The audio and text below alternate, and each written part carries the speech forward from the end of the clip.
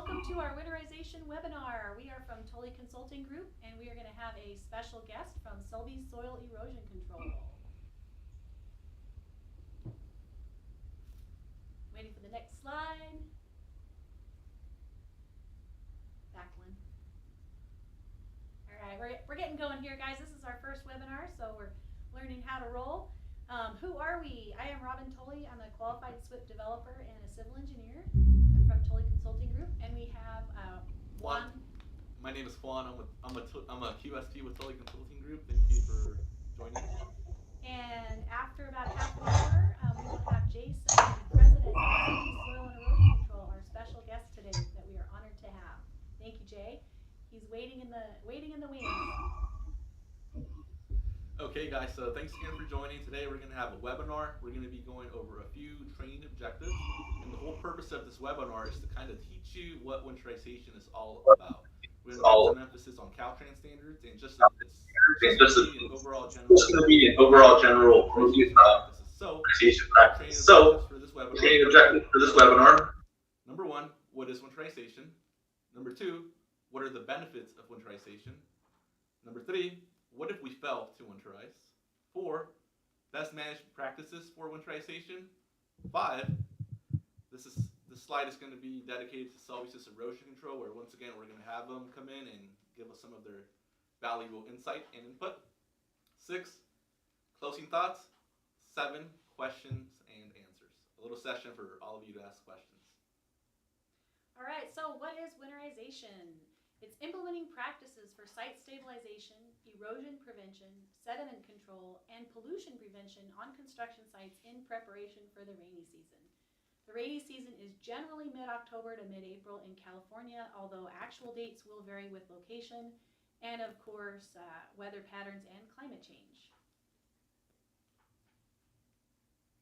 Okay, so like I mentioned earlier, part of this webinar is going to be referencing Caltrans standards. And a winterization plan is really an amendment to your SWIP. Now, if you remember, construction sites with a greater than 1 acre of soil disturbance are required to have a SWIP. We prepare a winterization plan by amending that SWIP, and in turn, we apply that winterization plan to your project site. If you follow that winterization plan, you're going to be in good shape for the rainy season. So once again, if you need a plan, reach out to your QSD, reach out to Tully Consulting Group. We're here to help you. All right, so we've gathered some photo examples of some job sites that we have been on, so pretty excited about these photos. The first photo on the upper left is a crew getting ready to winterize their site. They were trenching in the fiber roll. And the photo on the right is where we want to get you to. This is a perfect site that's ready for winter. It had fiber rolls on the slope contours, and it had silt fence at the toe. It also had hydraulic mulch on the slopes, and this one had a detention pond or basin at the top to help capture flow and slow it down. So the photo on the right is where we want to get you to. Some other good examples. The photo on the left has a gravel bag berm that's taking place of asphalt dike that couldn't be put in yet. That gravel bag berm is a good run-on diversion, and it was keeping water off the slope. You definitely don't want to rebuild your slopes after you've invested a lot of time in them. So this is protecting your investment and preventing erosion. On this slope, we had temporary hydraulic mulch. We had fiber rolls to break up the slope contours. They were every 10 feet on that 2-to-1 slope. And then we had silt fence at the toe. That was to capture any sediment that did happen to migrate off the slope. So this is like a gold star here in terms of the multiple BMPs that you're going to need on your site. The photo at the right shows some orange wildlife fencing that's just protecting areas that you don't want to disturb and you want to keep people out of. And the photo on the right was another example. That was out at Highway 12 near Rio Vista, and we had some silt fence on the perimeter, and we had hydraulic mulch, a good thick layer of hydraulic mulch covering the disturbed soil. So that was another good example of winterizing a site. All right, here's some other things you want to do. I think you all know stockpile cover.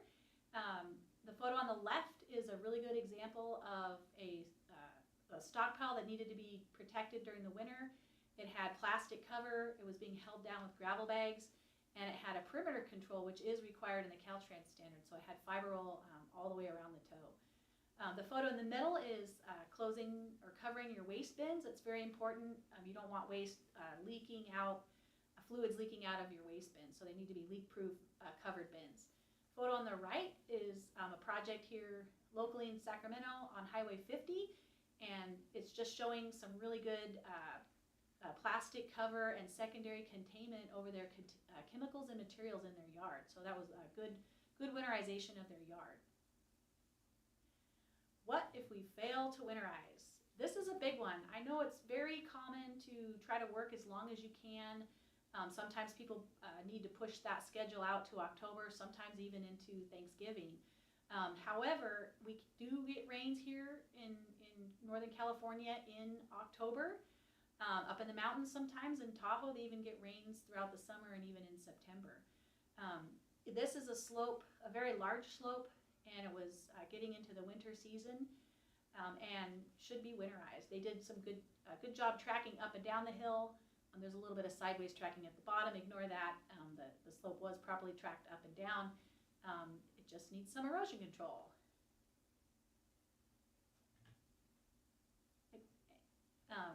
Polluted discharges can harm the rivers and creeks we depend on for drinking water, fishing, swimming, recreation, and our food chain.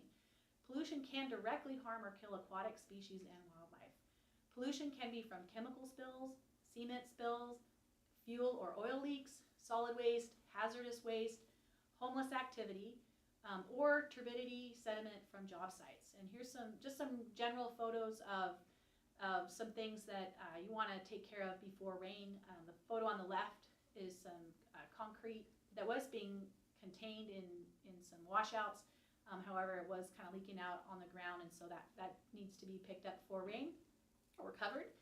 The photo in the middle is just some loose waste that needs to be put in a leak-proof covered bin. It was at least collected, so that was a positive, but just pick it up, put it away before the rain can hit it. And the photo at the right actually is downtown Sacramento, where we have a horrible homeless problem right now, and the homeless had illegally dumped some trash and waste and human waste and hypodermic needles into the gutter flow line, and that flow line leads to inlets that go to the river. So that's not a contractor problem, but it kind of became their problem because it was right within their job site. This is what we really want to avoid here.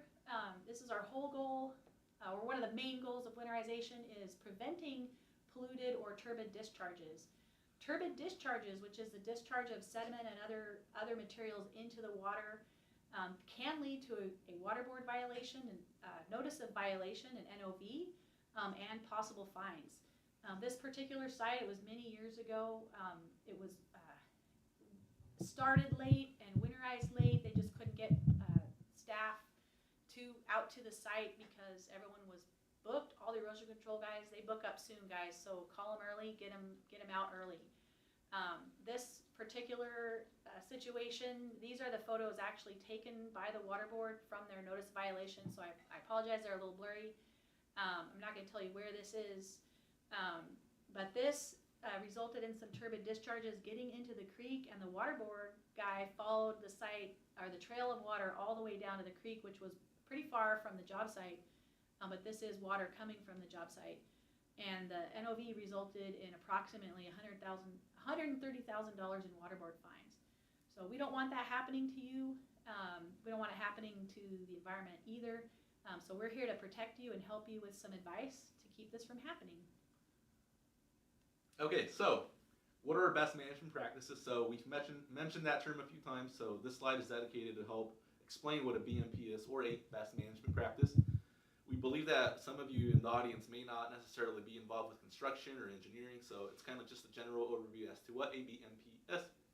So we have a brief definition. BMPs for scheduling of activities, prohibition of practices, maintenance procedures, and other management practices to prevent or reduce the discharge of pollutants. BMPs also include treatment requirements, operating procedures, and practices to control the site runoff, spills and leaks, sludge or waste disposal, and other practices.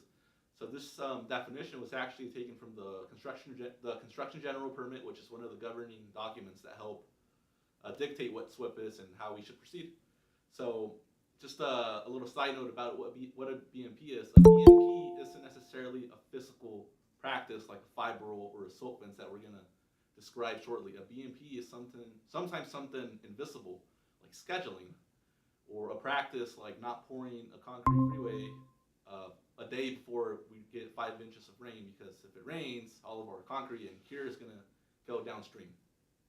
So just keep that in mind. A BMP isn't always physical. Okay, and like I referenced earlier, not all BMPs are physical. Arguably, the best BMP is what we call scheduling. Below, we have some pictures of calendars, and I put those calendars in there to help illustrate that construction practices should be scheduled accordingly in accordance with the rainy season. So we need to plan ahead. And the example that I referenced earlier is pouring a concrete freeway before a major rain event is not going to mix well, because that concrete material, that high pH water, that concrete cure is going to go downstream. It's not good for you, it's not good for us, it's not good for the environment, or good for anyone. So scheduling is really important. First off, we're going to talk about erosion control. This is, what are you doing to keep that dirt in place? So some types of erosion control that we commonly use or commonly see used, geotextiles, erosion control blanket, and that's that photo up on the upper left. Plastic cover, that's the photo at the lower left. Temporary hydraulic mulch, that's the photo on the upper right. Hydroseeding, that's the photo on the lower right. That's generally your permanent erosion control. We have straw mulch and wood mulch as well that are commonly used. Okay, best management practice, erosion control BMPs. So here we have an example of what we call temporary hydraulic mulch. The photo to the left, we have Selby. We went to go do a little bit of marketing with them a year ago or so, and we grabbed some good photos. Again, that's Selby's, and they're spraying what we call hydraulic mulch, and I actually believe this is bonded fiber matrix. So oftentimes it's applied in a green color. It's a material, you mix it with water, comes out green. It's green because we want it to be easily identifiable as we're spraying on the slopes. The photo on the right is at a different location in the city of Modesto. Once again, it's hydraulic mulch, comes out green, and that's what it looks like. It's really important to apply it per spec. The general rule of thumb is if we can see dirt underneath, it's not applied correctly. So please keep that in mind, apply it correctly. Erosion control BMPs. Okay, here we have an example of what we call an erosion control blanket. Excuse me. So on the left, we have a slope, and the contractor in this situation applied an erosion control blanket because the slope was almost finished. And I actually want to make a side note about that. Erosion control blankets are generally mostly applied on permanent measures once the slope has been completed. And they do that because it's kind of costly. The photo on the right, it's the same location, but that's the installation practice. I want to emphasize the key trench at the top of the slope. It's about a foot deep. You can't really tell, but it's really important that when you install erosion control blankets or if you install plastic, you want to be sure to install it correctly. And I want to emphasize keying it in at the top of the slope and the bottom. We do that so that water isn't able to undermine or infiltrate underneath the blanket. Because if water gets underneath, we're going to have a bad day. After this, the contractor went on to install fiber rolls right on top. Next, please. Okay, so it's actually the same location. In this scenario, though, it was probably about 2 years prior, we installed plastic cover. Similarly, we want to be sure to install it correctly. We want to be sure to weigh it down with gravel backs and rope. And likewise, we want to be sure to install it or trench it in at the top of the slope. If you look at the photo on the right, you're going to be able to see the key trench. There's the gravel back right about there. It's trenched in about 1 foot, and then they backfilled and compacted it with sediment. And once again, that's the photo on the bottom right. It's important on Caltrans jobs to use 10 mil plastic. Now, that differentiates from the other one because the other type of plastic, oftentimes it's a 2 mil or a 5 mil, it's much thinner. If you were to pick up a 10 mil plastic, it's thick. You can definitely feel the difference. So be sure to use the 10 mil plastic, weigh it down with rope and gravel bags, and trench it in at the top. Okay, the next practice is what we call hydroseeding. Now, similar to hydraulic mulch, it actually looks identical. can't really tell the difference. The primary difference is the seed. We grab big bulks of seed, big 50-pound bags, we pour them in there into the truck, and we mix it, and we apply the seed because oftentimes it's applied for permanent practices. You wouldn't want to put seed on a temporary slope that's going to be disturbed once the rainy season is over. Once again, hydroseeding is for permanent applications when we know that we're no longer going to disturb that slope. That's a good example. Okay, next picture, or next slide. Straw mulch. Likewise, this was actually a permanent application. Photo on the left, we have Selby, once again doing an exceptional job at applying straw mulch, so keep up the good work. You can't really see, well actually you can see the straw blower on the bottom right photo, but that's kind of what it looks like. So we have a truck, a flatbed, and it's got a bunch of straw bales on the top. We have a crew that manually inserts those straw bales into the straw blower, and they blow the straw into the slopes. If you look closely on those slopes, you can see the green stuff. That's actually hydroseeding. This is a few-step approach. First, we applied the hydroseed, then we put the straw right on top. And the straw helps aid the vegetation establishment. Once again, this is straw mulch. Oftentimes, it's used for permanent applications. Not so much temporary, and that's because it's labor intensive. It takes a lot of laborers, it takes a lot of work, it's hard to maintain. Relatively speaking, the material is cost effective, but maintenance and upkeep, maybe not so much. So talk to your QSD if you need some recommendations about straw mulch. Another one that we often use for winterization is what we call wood mulch. This is actually a project over by the American River. Photo on the left, we have piles of wood chips, or wood mulch, whatever you want to call it. Photo on the right, we have those piles applied to the disturbed area, the area that was previously disturbed. Now that we applied the wood mulch, we are ready for the rain. And if you look at the photo on the left, a storm was brewing. You look at the nice thick clouds, nice and dark. So you can imagine we got poured on. Photo on the right, that was after the fact. We went out there, we sampled, we were looking good. So keep up the good work. All right, next I'm going to talk about sediment control BMPs. These are your linear barriers. These are something you want to use in conjunction with your erosion control.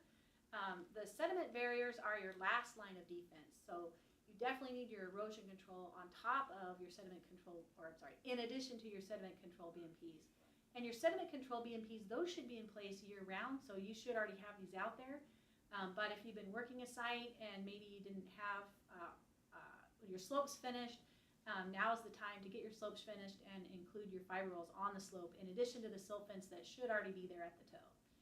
Some commonly used types of sediment controls are silt fence, check dams, fiber rolls and wattles, gravel bag berms or earthen berms, street sweeping, and your storm drain inlet protection.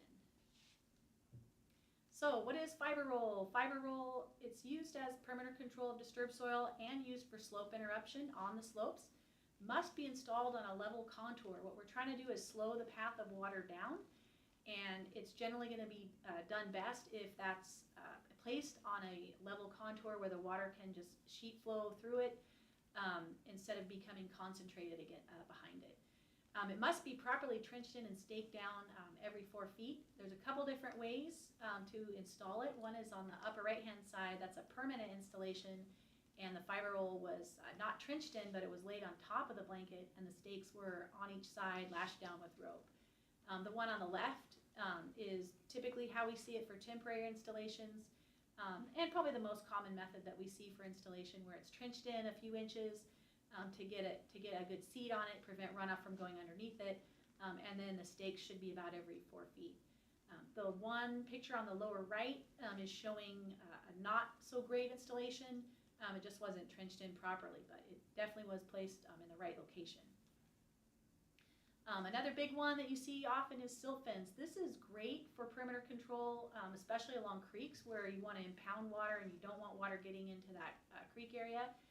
It should be offset from the toe of slopes at least 3 feet, and you definitely don't want it on a slope. If you're looking for a BMP that you want on a slope, that would be best to have fiber roll. So again, silt fence at the toe of slopes. Must be installed on a level contour to work best, and then must be properly trenched in, a 6-inch deep trench by 6 inches wide, and then the stakes should be every 6 feet. And you want to use good hardy 2-inch by 2-inch stakes if you can. and the stakes should be on the back side. That's so that if water hits the front side, it's going to push the silt fence up against the stake rather than away from the stake. The one photo on the left, you see some water getting out. That actually was installed that way intentionally because sometimes the biologists want the stakes on the inside to keep the little critters from crawling into the job site from the outside. However, it didn't really make the greatest silt fence, as when the water got impounded against it, it just pushed the silt fence away from the stakes and didn't work. The other thing is you want to make sure your joints are installed properly. You don't want any gaps in your silt fence, so you take the stakes at the joints and you twist them around. So that's kind of the basics of silt fence. Gravel bags. Gravel bags are another great tool, and it's great to actually have a pallet or two of extra gravel bags for the winter so that you can apply them in emergency situations. They make great perimeter control when you have pavement and you can't stake in a fiber roll or silt fence. So they make great temporary dike. They can be used as check dams. They can be used around inlets. They're great, the great inlet protection. And you want to avoid the woven white bags that photo degrade or unravel. You must use Caltrans approved bags out of non-woven geotextile. Those are the black fabric bags, and they need to be filled 30 pounds with clean rock. The next type of sediment control that you most commonly see, again, this should be implemented year-round, inlet protection. One thing I want to point out here is avoid filter fabric in the wintertime. You can use it in the summertime if you're trying to block inlets, maybe when you're paving or you're doing some earthwork right near inlets and you just want to keep it protected completely. You can barricade them maybe with some plywood and or filter fabric. But don't use this in the wintertime because it blocks flow, and then that's going to create flooding and other issues for you. So we do recommend take the filter fabric out, get some kind of inlet protection that allows flow through. For Caltrans, you must use approved sediment bags. Here are some types of inlet protection that are approved. The one on the left has a sediment bag. It was a yellow jacket or something. It has high flow bypasses on the top of it so that if it gets plugged, water can still drain through. And then we had gravel bags around that inlet. So that was great protection. You want to keep your inlets clean, keep them free of sediment. And the photos on the right are showing some Urtec covers. They're really awesome because they're easy to install. The only thing I recommend with those is probably don't want to have them in locations where the sweepers hit frequently, because sometimes they can cause the bag to get, or the cover to get removed from the top. They're just wired in, and sometimes it's really easy for the wires to break. So just some thoughts on that. Another really important BMP for the wintertime is a stabilized construction entrance or your stabilized construction roadways. You want to keep dirt off the pavement, because when dirt gets on the pavement and then it rains, that sediment washes into inlets and that can get into the waterways. So stabilized construction entrances are very important to control track out. You want to place your rock or rumble plates at your ingress and egress points. If you don't want to do it at your ingress points, at least put them at your egress or exit points. You want to stabilize your yards and haul routes, because if people are going to be coming in and out of areas frequently, it's going to get pretty muddy out there, and you definitely don't want to get stuck or tracking out that mud. Make sure your entrances and exits are installed properly. Caltrans has some great details for those. They're also allowing what's called the FODS mats. That's those yellow mats off to the left-hand side. Those are pretty awesome for being able to pick up and move. They are expensive. Juan, what do they cost? To my understanding, one plate is running at about $2,500, $2,500.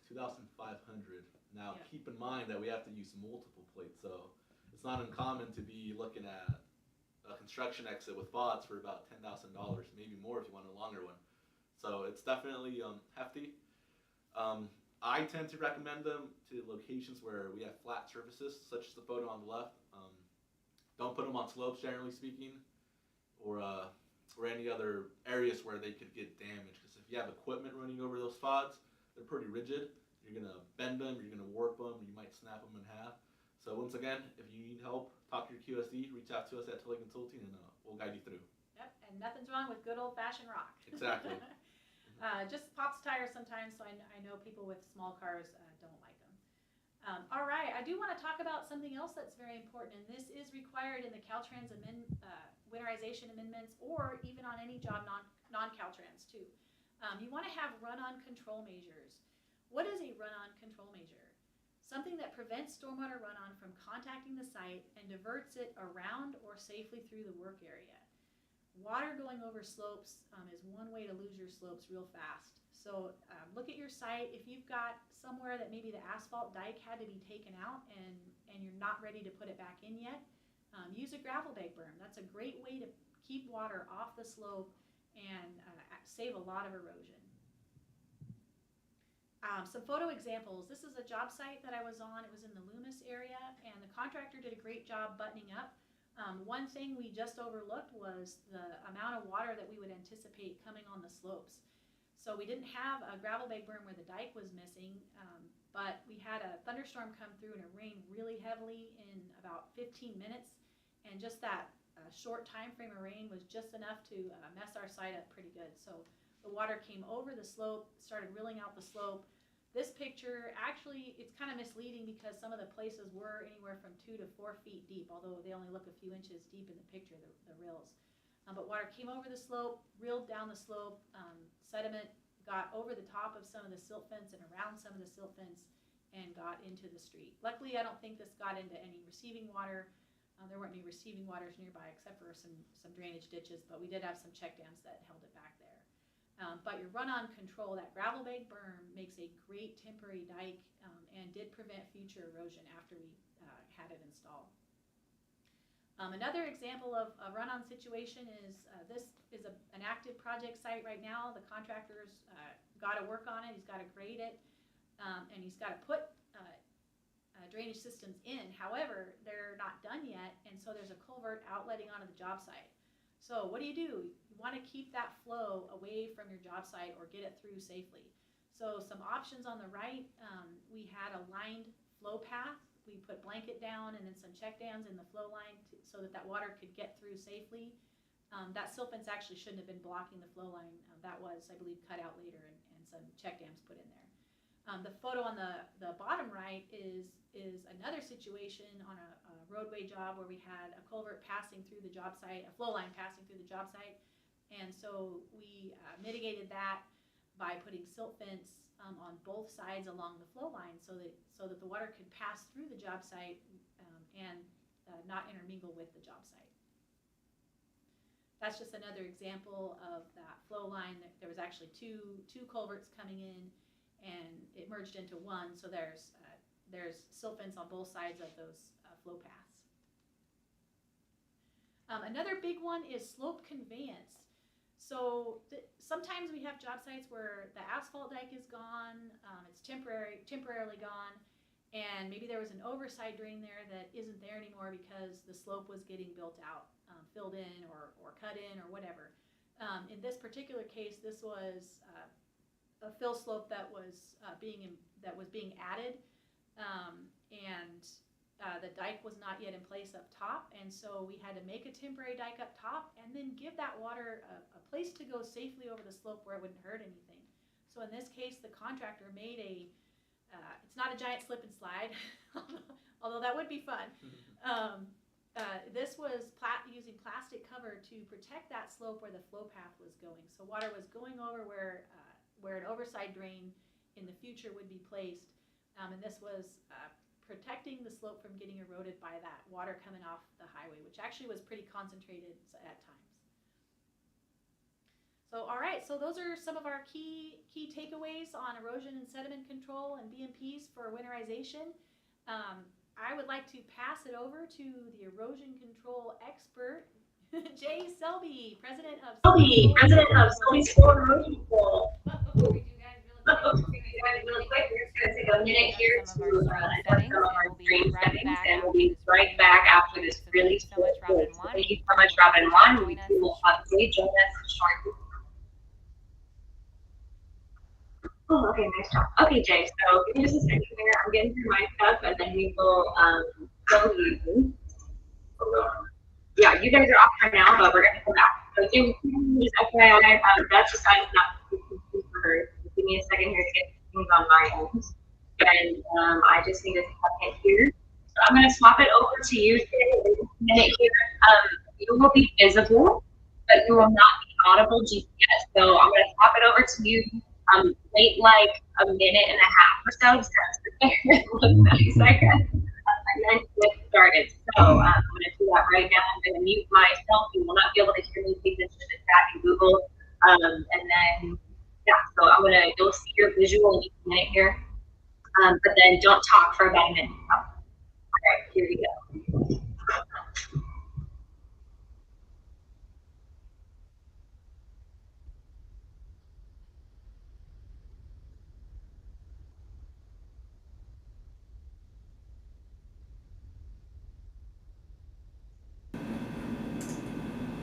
Okay, Desi, are you ready? Here we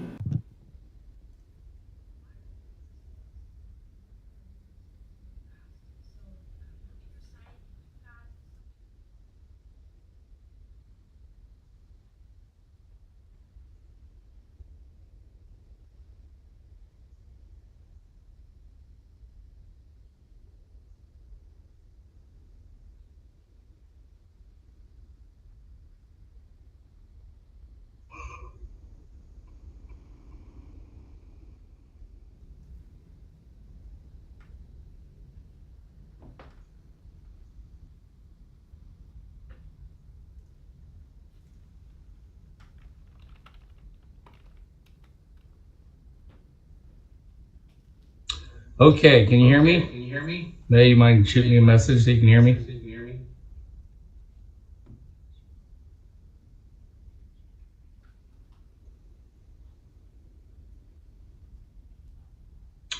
Okay, well, okay. Hi, I'm Jay Selby, president of Selby Soil Erosion Control. Our company was started in 1968 by my father, which the importance of that is that it wasn't until 1970 that the EPA was even formed. And then it was 1972 that the EPA enabled the Clean Water Act. And that's really what governs all of our work, is the Clean Water Act. Since then, I joined the company in 1995, became president in 2000. Our main office is in Newcastle, California, which is near Sacramento. And then we have an office in Coeur d'Alene, Idaho as well. So we serve California, Nevada, Oregon, Idaho, Washington, Montana. We've got a pretty good sized fleet and been around a long time, have really good crews, really good people around us, great management. It's really a fun company to be a part of, and proud to have gotten it this far. I wanted to,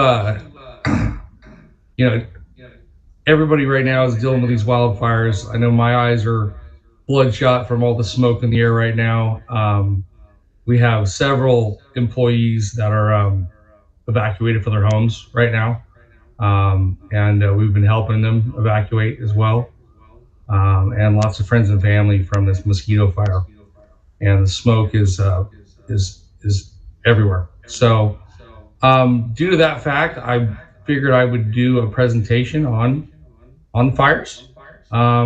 We had an opportunity to do a really big fire called the Rim Fire back in 13, I think it's 13. And we were able to be the prime contractor, which is rare for us because normally we're a subcontractor. But because we were prime, we were able to do a case study for Caltrans, which they've used several times since, and it's kind of been the textbook of how to deal with a fire. So I'm going to try to share my screen now.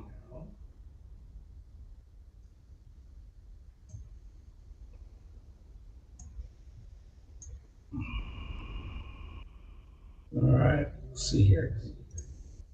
So Rimfire 2013 was a joint effort between Caltrans and us.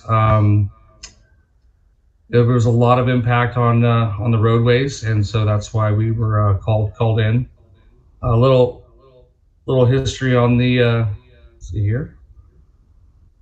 Little history on the Rimfire. It started on August 17th of 2013. It was a hunter's illegal fire that went out of control, that began the Rimfire, And during the course of the fire, nearly 260,000 acres burned, 402 square miles, 11 residents, 3 commercial buildings, and 98 outbuildings were lost before being contained on October 24th. The rim fire was the 3rd largest fire in California history, with a cost of over $127 million. More than 5,000 firefighters were dispatched to put it out, and there was 10 injuries as a result of the fire. Smoke from the fire caused unhealthy air conditions as far as Lake Tahoe and Reno. On August 23rd, Jerry Brown declared a state of emergency for the city of San Francisco due to damage caused by the fire to power infrastructures that were serving the Bay Area. Wildlife officials and biologists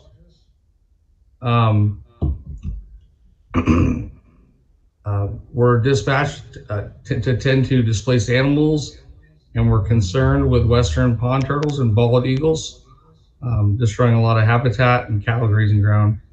Then they were approved for logging 52 square miles.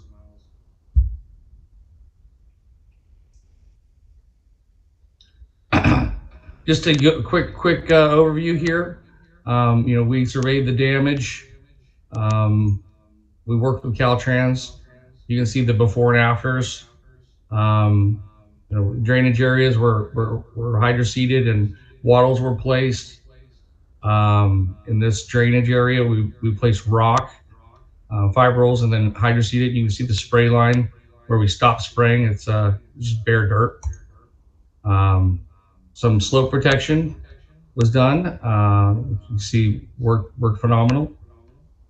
And we did a lot of check dams and low flowing waterways. On bigger areas, we did coir netting and then hydroseed over the top of it with fibrils. And then we control the flow lines. And the before and afters speak for themselves. In the spring, all the flowers started blooming. Everything was coming back to life.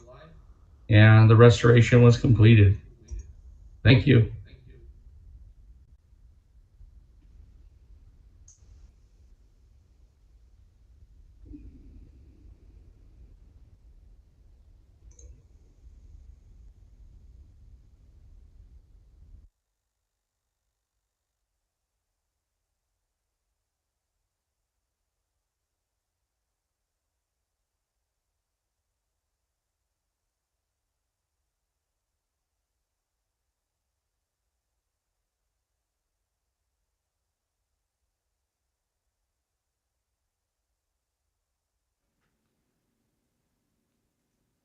Okay, so we're wrapping up the presentation. Unfortunately, it looks like we had some technical difficulties, so our marketing people are working hard to get it back on track. And it looks like what we're going to do is make a video of Jay giving the presentation. So please be on the lookout. We're going to post it to Instagram, LinkedIn, and all the other platforms.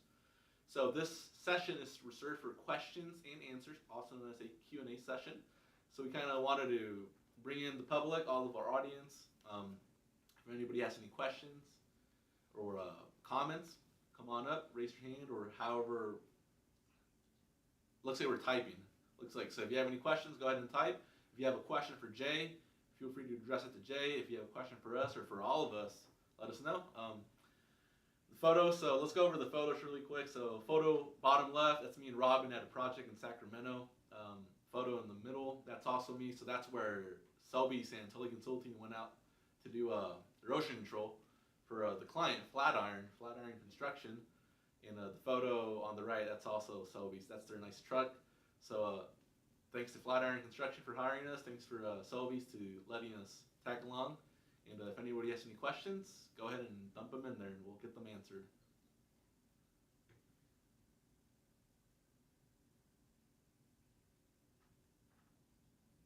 All right, no questions have come up, so I guess we're going to wrap it up. Thanks for attending, and if you get any takeaway, what we want to impress upon you is just plan ahead. Reduce your footprint of your active disturbed soil on your job site to as small of an area as you can.